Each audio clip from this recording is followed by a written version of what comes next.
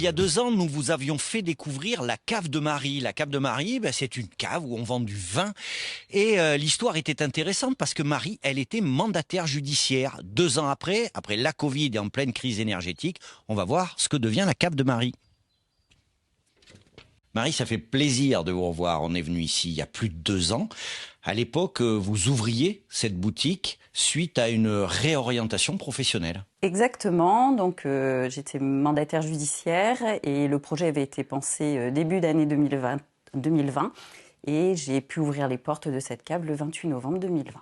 La recette de Marie aura été celle d'avoir fait preuve de patience, de rigueur, d'être attentif aussi aux conseils prodigués à la fois par les professionnels mais aussi par mon entourage plutôt bienveillant.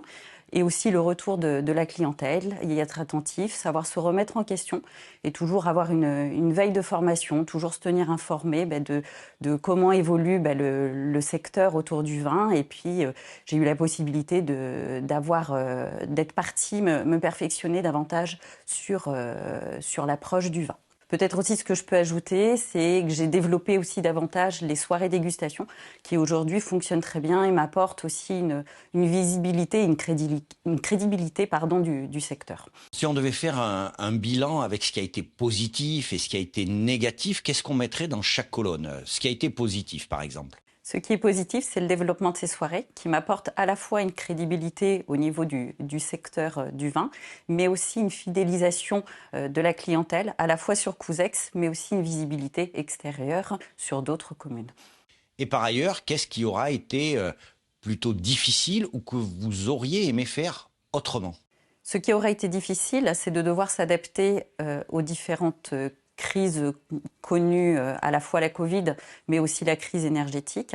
Dans l'absolu, je n'aurais pas modifié grand-chose dans la gestion de cette entreprise. Je souhaite juste poursuivre en apprenant de mes erreurs et continuer à gérer tel que j'ai pu le faire jusqu'à présent. L'objectif, c'est de revenir vous voir dans 2 ou 3 ans, mais pour ça, il faut que l'entreprise aille bien. Quelle est la santé de votre entreprise et quels sont les projets dans les cartons?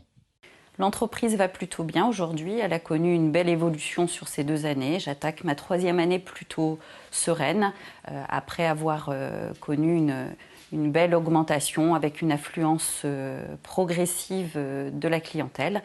Aujourd'hui, s'il doit y avoir des projets, effectivement, il y a des petites choses qui sont en cours. Je souhaite développer davantage encore les dégustations avec une approche un petit peu différente et un petit peu nouvelle.